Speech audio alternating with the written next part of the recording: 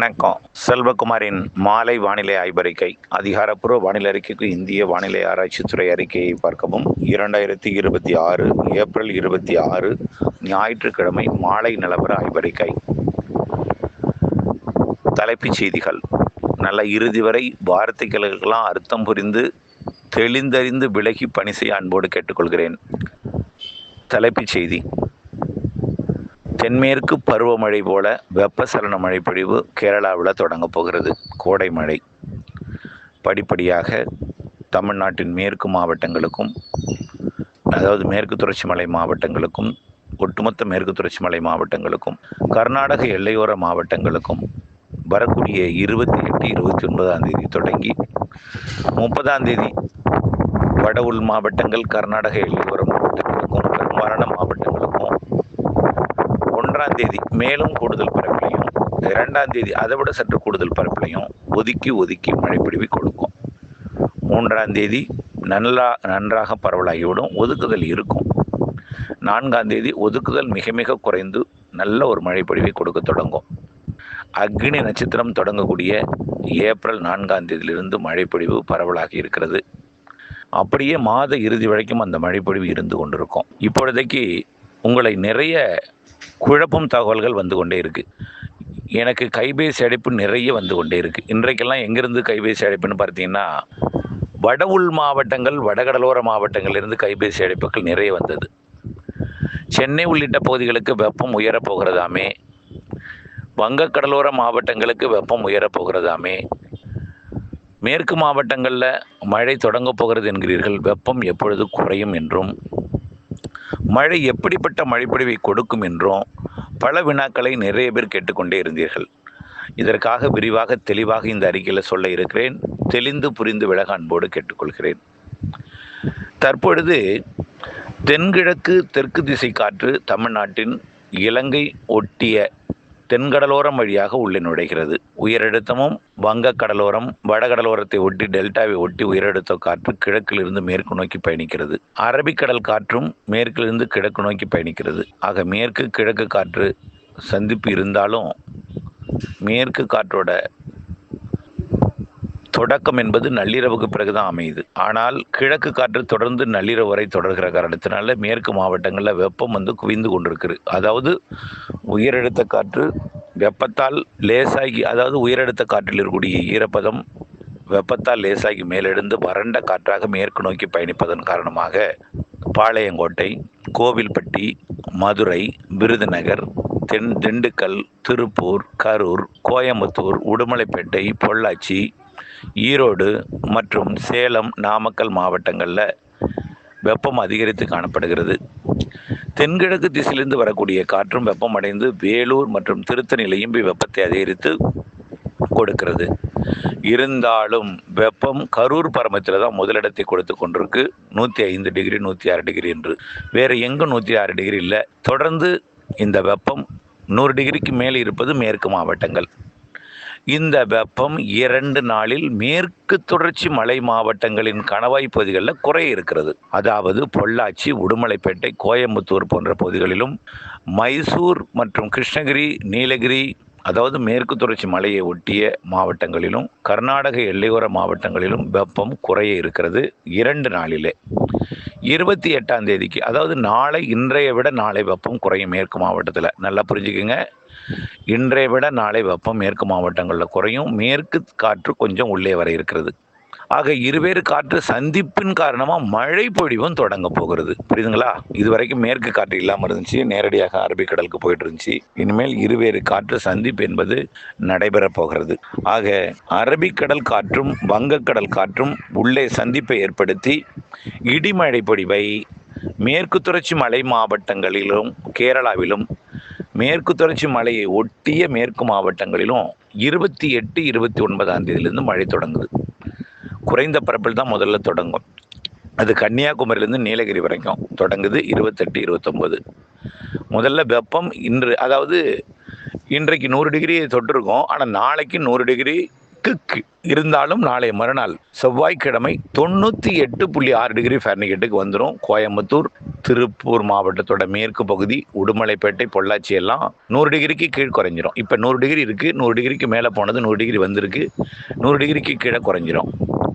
இப்படி மேற்கு தொடர்ச்சி மலை மாவட்டங்கள் கணவாய் பகுதிகளில் குறைஞ்சி அங்கிருந்து மேற்கிலிருந்து வரக்கூடிய காற்றும் கிழக்கு காற்றும் சந்திப்பை ஏற்படுத்தி இடிமழை பொழிவை தொடக்க பகுதி 28, 29ஆம் தேதி. 30ஆம் தேதி பரப்பில் கூடும், நல்லாவே குறைஞ்சிரும். அப்போ எல்லாம் 96.8 டிகிரி ஃபாரன்ஹீட்டாக குறைஞ்சிரும் மேற்கே. ஆனால் கரூர், ஈரோடு, சேலம் உடனடியாக குறையாது. ஆனால் ரொம்ப அதிகமாகவும் போயிடாது. 100, 101, 102 டிகிரிக்குள்ளே இருந்துகிட்டே இருக்கும். எங்கே? கரூர், ஈரோடு, அந்த அரவக்குறிச்சி மற்றும் மதுரை, அப்படியே கோவில்பட்டி, பாளையங்கோட்டை, விருதுநகர், அப்படியே சேலம், நாமக்கல், வேலூர். சென்னை கிடையாது. கிழக்கு காற்று மேற்கு காற்று சந்திப்பு உள்ளே கொண்டு வந்து வெப்பத்தை குறிக்காது. அதாவது மேற்கிருந்தும் வெப்பத்தால் லேசாகி மேலெடுந்த காற்று அனலை கொடுக்கிறது, கிழக்கிலிருந்தும் வெப்பத்தால் லேசாகி மேலெடுந்து அனலை கொடுக்கிறது. உள்ளே தான் அனல் அதிகமாக இருக்கும், மேற்கையும் கிழக்கையும் குறைவாக இருக்கும். மேற்கே மழைப்பொழிவு தொடங்க போகுது. 28, 29 தொடக்கம் 30 மற்றும் 1ஆம் தேதி பரவலாகிவிடும். 2ஆம் தேதி 3ஆம் தேதி மேலும் பரவலாகிவிடும். கர்நாடக எல்லையோர மாவட்டங்களுக்கும் தொடங்கிடும். அப்போ கர்நாடக எல்லையோர மாவட்டங்கள்லையும் கர்நாடகாவிலையும் வெப்பம் நன்றாகவே தணிந்து விடும்.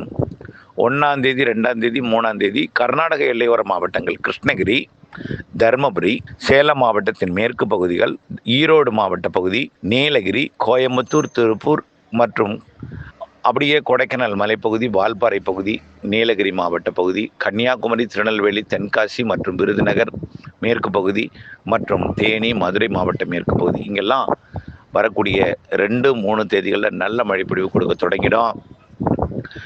அதே நேரத்தில் கர்நாடக எல்லையோர மாவட்டங்களில் தொடங்கும் மழை ஊத்தங்கரை, கல்வராயன் மலை, பாப்பிரெட்டிப்பட்டி, அரூர், பொம்மிடி போன்ற பகுதிகளுக்கும் மழைப்பொழிவு எட்டும். ஆக பாப்பிரெட்டிப்பட்டி, பொம்மிடி, அரூர் மற்றும் கல்வராயன் மலைப்பொழிவு பகுதிகள், ஆத்தூர், சின்னச்சேலம் போன்ற பகுதிகள் வரைக்கும் 4ஆம் தேதி தொடங்கிடும். 4ஆம் தேதி திருவண்ணாமலை, திருப்பத்தூர், வேலூர் மற்றும் கள்ளக்குறிச்சி, திருச்சி வடக்கு, திருச்சி மற்றும் கரூர், நாமக்கல், சேலம் போன்ற பகுதிகளுக்கும் கொடுப்பதற்கு வாய்ப்பு இருக்குது. மிக மெல்ல 5, 6, 7 தேதிகளில் கிழக்கு கடலோர மாவட்டங்களின் உள்பகுதிகளுக்கும் வரும். ஆனால் கிழக்கு கடலோரம் ஒதுக்குதல் கூடுதலாக இருக்கும். சென்னை மற்றும் திருவள்ளூர், செங்கல்பட்டு, காஞ்சிபுரம், விழுப்புரம், புதுச்சேரி மற்றும் மயிலாடுதுறை, கடலூர் போன்ற மாவட்டங்களில் வெப்பம் அதிகரிக்கும் என்ற அச்ச உணர்வு மக்களிடம் இருக்கிறது. அச்சப்பட வேண்டாம். பொதுவாக வங்கக்கடலில் ஒரு நிகழ்வு உருவானால் உள் தமிழ்நாட்டின் காற்றை கடலோர மாவட்டங்கள் நோக்கி ஈர்க்கும். அதாவது ரமணன் சார் இருந்தப்பெல்லாம் சொல்லிங்க, காற்றில் உள்ள ஈரப்பதம் உறிஞ்சப்படுகிறது. அப்படி உள்ளே இருந்து வரக்கூடிய காற்றில் உள்ள வெப்பத்தால் காற்றில் உள்ள ஈரப்பதம் லேசாகி மேலெழுந்து வறண்ட காற்றாக கடலோரம் வரும் பொழுது வெப்பம் அதிகரித்து காணப்படும். ஆனால் மே மாதம் முதல் மற்றும் 2வது வாரத்தில் உருவாக போகிற காற்று சுழற்சி தாழ்வு நிலை அரபிக்கடலில் ஒன்று இருக்கும், வங்கக்கடலில் ஒன்று இருக்கும். அதனால உள்பகுதியிலிருந்து வரக்கூடிய காற்று, அதாவது அரபிக்கடல் காற்று வங்கக்கடலுக்கு வந்தால் தான் அனல் காற்றாக வரும். ஆனால் உள்ளிருந்து வரக்கூடிய காற்று கொஞ்சம் குறைவான வெப்பத்தை தான் கொடுக்கும். அது இல்லாமல் தெற்கு தென்கிழக்கு திசை காற்றும் உள்ள நுழையும். அதனால உடனடியாக கடலோர மாவட்டங்களுக்கு வெப்பத்தை உயர்த்தும் என்ற அச்சம் வேண்டாம். இப்பொழுது இருக்கக்கூடிய வெப்பநிலையே மே மாதம் 15ஆம் தேதி வரை தொடரும். அதாவது 33 degree 34 degree Celsius, 33, 34, 35 degree Celsius தான். நல்லா பாருங்கள், 37 டிகிரினாக்க 98.6, 38ன்னா 100 டிகிரி. அந்த இதெல்லாம் வரவே வராது. தொடர்ந்து இப்போ எங்கே வெப்பம் மேற்கு மாவட்டங்களில் வெப்பம் குறைய போகுது, கடலோர மாவட்டங்களில் இப்போ இருக்கிற வெப்பம் தான் இருக்கும். உள் மாவட்டங்களில் கொஞ்சம் குறைய இருக்கிறது, ஆனால் ரொம்ப குறையாது. 101, 102 இருக்கும். எங்கே? கரூர், ஈரோடு, அப்படியே நாமக்கல், சேலம், வேலூர், திருப்பத்தூர், மதுரை இதெல்லாம். இருந்தாலும் மழை பெய்ய போகிறது 4ஆம் தேதிக்கு பிறகு. அப்போ வெப்பம் குறைந்து புழுக்கம் நிலவும். புரியுதுங்களா? ஆக வெப்ப அலை, வெப்ப அச்சத்தை போக்கிவிட்டு மழை வரப்போகிறது என்கின்ற ஒரு நம்பிக்கையுடன் இருங்கள். அவ்வளோதான் சொல்லலாம். புரியுதுங்களா? அனைத்து மாவட்டங்களுக்கும் மழைனா முதல் வாரம் மற்றும் 2வது வாரத்தில் கிடைக்க போகுது. ஆனால் கடலோரம் விட உள்ளே மேற்கே போக போக தான் வெப்பம் கூடுதலாக இருக்கும், மழை கூடுதலாக இருக்கும்.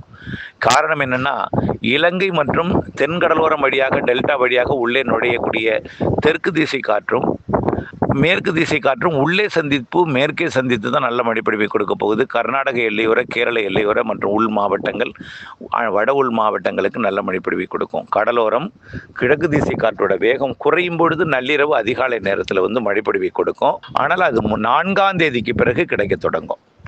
2ஆம் தேதி 3ஆம் தேதியிலிருந்து எதிர்பார்க்கலாம். கடலோர மாவட்டங்களுக்கு, தென் மாவட்டங்களின் கடலோர பகுதிகளுக்கு 2ஆம் தேதி 3ஆம் தேதி கிடைக்கும்.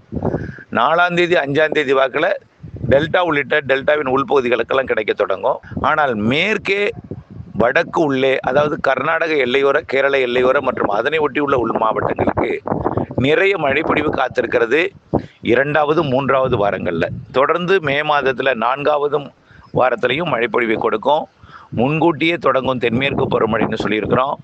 தென்மேற்கு பருவமழை நிகழ்வுகள் அடுத்தடுத்து அரபிக்கடலை உருவாகி சராசரிக்கு கூடுதல் மழைப்பொழிவை கொடுக்கும், அணைகளை நிரப்பும். ஆக மழை பற்றாக்குறை ஏற்படும் என்ற அச்சம் வேண்டவே வேண்டாம். கண்டிப்பாக அரபிக்கடலில் நிகழ்வு உருவாகும், வங்கக்கடலில் நிகழ்வு உருவாகும். வங்கக்கடல் வெப்ப உயர்வு காரணமாக நீராவி காற்று நீராவியை கொண்டு வந்து ஏற்றும். கேரளாவிலே மேற்கு தொடர்ச்சி மலையில் நல்ல மழைப்பொழிவை கொடுக்கும். ஆக வெப்பம் இருந்தாலும் கோடையில் இந்த வெப்பத்திற்கு குறைவாக எப்படி கொடுக்கும் யோசித்து பார்க்க வேண்டும். ஆக கோடை என்றால் இந்த 102, 104 டிகிரி, 105 டிகிரி வெப்பம் இருக்கத்தான் செய்யும். ஆனால் கடலோரத்தில் அந்த அளவுக்கு வெப்பம் இன்னும் 100ஐயே தொடலை. அச்சப்பட வேண்டாம். உடனடியாக 100 தொடுவதற்கும் வாய்ப்பில்லை. மே 15ஆம் தேதி வரைக்கும் இந்த வெப்பம்தான். ஒருவேளை வங்கக்கடலில் நிகழ்வு உருவாகும் பொழுது அரபிக்கடல் நிகழ்வு செயலிழந்தால், அரபிக்கடல் பக்கத்திலிருந்து காற்று வங்கக்கடல் வரும்பொழுது ஒரு சில நாட்கள் வெப்பத்தை உயர்த்தும். இருந்தாலும் அந்த நிகழ்வு செயலிழந்து மழைப்பொழிவை கொடுப்பதற்கும் சாதகம் இருக்குது. ஏதாவது ஒரு 2-3 நாள் வெப்பத்தை கூட்டலாம். அது மே மத்தியில் கிழக்கு கடலோரத்துக்கு வெப்ப உயர்வுக்கு வாய்ப்பு இருக்குது. ஆனால் அது தொடர்ந்து எல்லா நாளும் இருக்காது, ஒரு சில நாட்கள் இருக்கும். அந்த நிகழ்வே செயலிழந்து மழைப்பொழிவை கொடுப்பதற்கும் வாய்ப்பு இருக்குது. ஆகவே மழையும் இருக்கிறது கடலோர மாவட்டங்களுக்கு கொஞ்சம் தாமதமடையும் பலத்த மழையெல்லாம். ஆனால் மேற்கு மாவட்டங்களுக்கு உடனடியாக கிடைக்கப் போகிறது மழை. வெப்பம் குறைய போகிறது. கடலோரம் இதே வெப்பம் தொடரும். உள் மாவட்டங்கள் வெப்பம் உயர்ந்திருந்தாலும் மழைப்பொழிவும் கொடுக்க போகிறது. புழுக்கத்தை கூடுதலாகும் என்பதை உயர்ந்து கொள்ள வேண்டும். புரிந்திருக்கும் என்று நினைக்கிறேன்.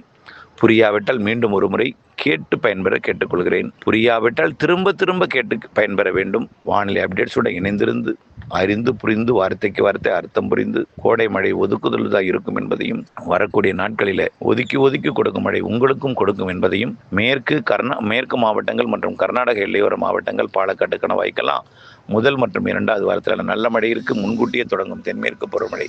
இதையெல்லாம் புரிந்து உணர்ந்து செயல்பட அன்போடு கேட்டுக்கொள்கிறேன். நன்றி.